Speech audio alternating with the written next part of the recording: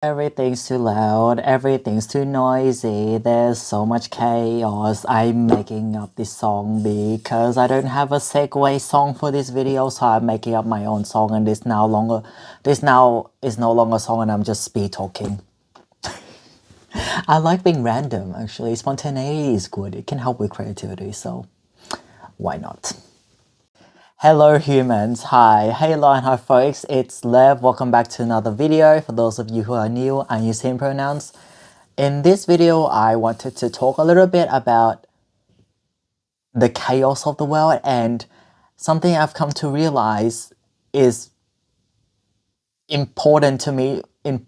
Something I realize is important for me, and I never realized the whole time. And this thing is having periods of my day where there is dead silence. Where it's dead silence, and I exist in dead silence. I hear nothing at all besides maybe like very tiny clocks, clocks ticking or stuff like that, but basically silence. And I've come to realize, this relates to my autism, is that chaos in the world overstimulates me. That's something that I know, like cars, traffic, malls and stuff. But what I didn't realize is how much, say, too much music overstimulates me, or too much hearing random conversations in my house overstimulate me, or just hearing content from the living room that other people in my house watch, or just hearing background noise in general just drains away my energy sensory meter very in a very sinister way, and I never realized until now. Because once I started just getting so overwhelmed, I was like, I need dead silence, and I just existed in dead silence for like half an hour. I'm just like, wow, the clarity, the reset essentially, because traditionally I've just been very chaotic. I've just done like like at when I was in school, study, go home, study. Didn't really have periods of proper rest. And once I stopped studying and went to work, my rest was essentially consuming more. So basically, finish work. Sometimes I exercise. That's a break for my brain. But then I'll just finish the day with watching YouTube, watching Netflix, consuming some sort of internet content. Not social media. Well, YouTube is technically social media in a way, but I don't. I mean, like I don't go on Facebook, TikTok, Instagram, Twitter. I don't use them much. I don't use any of those besides Facebook very infrequently. Anyway, it's just consuming content, a lot of YouTube content, and my brain literally has no time to just exist and process stuff besides when I sleep. And now that's probably why I think so much right before I sleep, because that's the only time I give my brain dead silence to actually stop. So what I found important for me to do, and how I realized that the overstimulation from just noise and content and just input is really draining at me, and eating away at me from inside out in a very sinister way. Yes, is because I started doing these decompression periods throughout the day. So this really helps with overstimulation because I'm autistic as well. But you don't have to be autistic to do this. This can just help you if you just feel overwhelmed and you just need a brain break. So I just sit somewhere, find ideally a quiet spot away from stimulation, or if it's like in a mall or like a shopping center, which is really hard. Oh, I shouldn't say really. It's harder to find a quiet spot, like have earphones or earplugs, or I ordered some loop earplugs, by the way. By the time this video is posted, I probably would have gotten them already. Just something to block out external input and stimulation. Find ideally a quiet spot where you just sit. I sit and I close my eyes for 5-10 minutes and just basically forget about the world and just let my brain have a break from input, or the constant input, constant stimulation. It's analogous to running a marathon. We're not gonna run 500 kilometers straight at a fast speed without slowing down or even stopping completely to have a water break or whatnot. If someone has run 500 kilometers straight and not taken any sort of break whatsoever, then I'm very impressed, and this person is immortal. It's sort of that's the break, like when we're exercising, taking a physical break, is stopping for like a minute, is analogous to this decompression brain break that I'm talking about, where I minimize input and I just exist and let my brain slow down. Because if there's I've come to realize that is if there is, sorry, I'm stuttering a little, I don't mean to. If there is constant input, say my break involves a lot of still playing music after I played music for 3 hours straight, or jump from music to consuming YouTube content, that's still input in my brain. That's still information, and if it's not information, it's still things my brain has to process, and it's still work for my brain.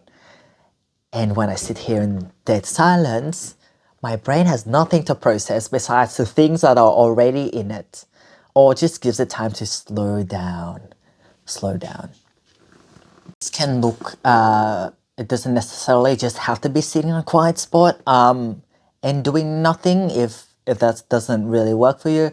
Something else could be just going for a walk. Ideally, not in a very urban, chaotic environment, like going for a walk at a park, because the park is a lot more peaceful and calm compared to, say, the central of the city. If, for example, we're in that environment or we work there, or finding somewhere that essentially just walking somewhere that's not very chaotic can help slow down too, if the sitting still is not the best solution. These are just examples of what I do. I do like walking around, but I also do like sitting and decompressing if I cannot be bothered walking, but I want a decompression period.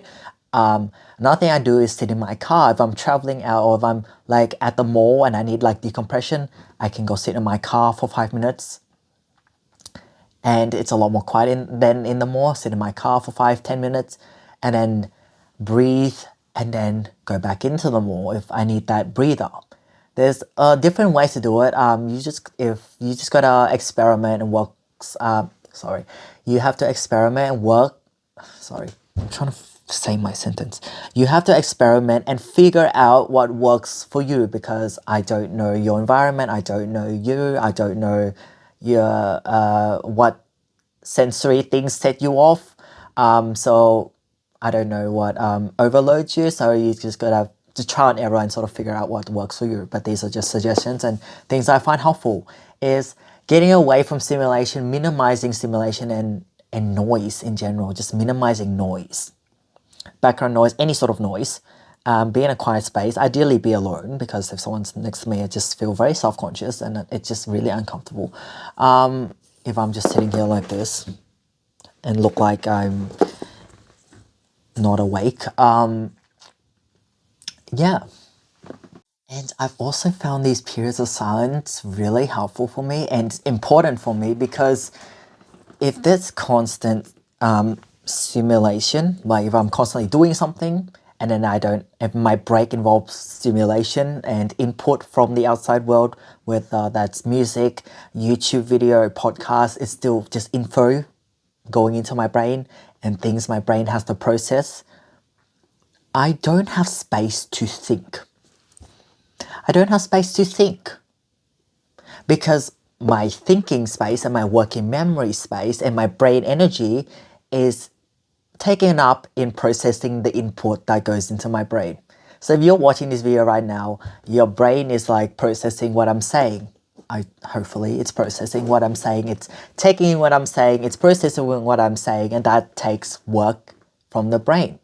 It's work. We might not be aware of it consciously, but it's still work. The brain is still doing stuff in the background, and that takes energy.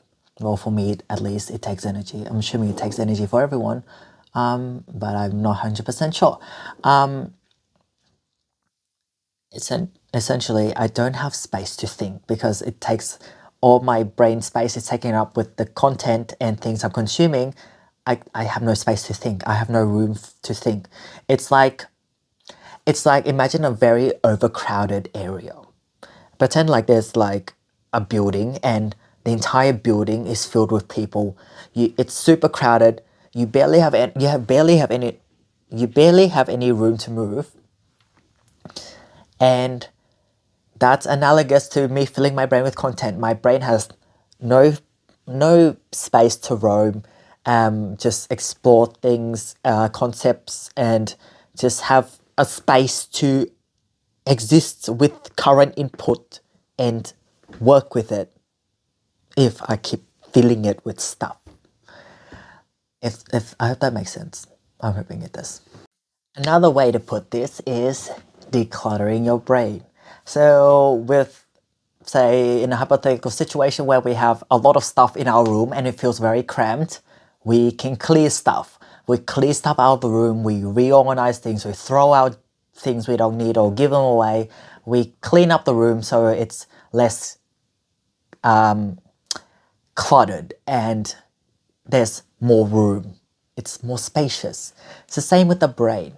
In my opinion, this is my experience, it's the same with the brain.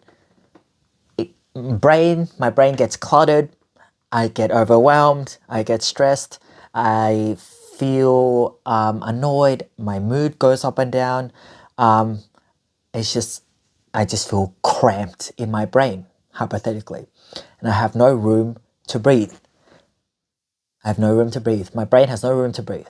And I need to start decluttering. I need to start clearing out junk. I need to just make space in my brain. And so the silent periods, again, also really help with that. Helps clear the brain, filter out stuff. It has space to work, therefore it can do the filtering, the clearing. Let's say, issues from my subconscious that my subconscious has processed can be like, hey, conscious brain, these are things you need to deal with. We are bringing it to your attention. Do something with it. It's like I have space for communication from my subconscious too, because the subconscious brain does a lot, but we're not aware of it. And for me, things get communicated from my subconscious brain, the part of my brain that works without me being aware of it, to the conscious brain where I'm aware of it. And for example, it can address some issue and it can bring it up, be like, oh, this is an issue you're experiencing. And then once I'm aware of something, then I can do something about it. If I'm not aware about it, then I can't do anything about it. So that's also important. So yeah, that's all the thoughts I had for this video. In very short summary, declutter your brain. 3 words. Declutter your brain. And the other 3 words is, actually it's not 3 words. The other thing is, let your brain breathe. Let your brain breathe. Give your brain a break. Let your brain breathe. I'm saying that like it's also a reminder to me, yes, let your brain breathe. Don't suffocate your brain. Thank you for watching, folks. I hope you enjoyed the video. I hope it was a bit insightful, and I will see you in the next one.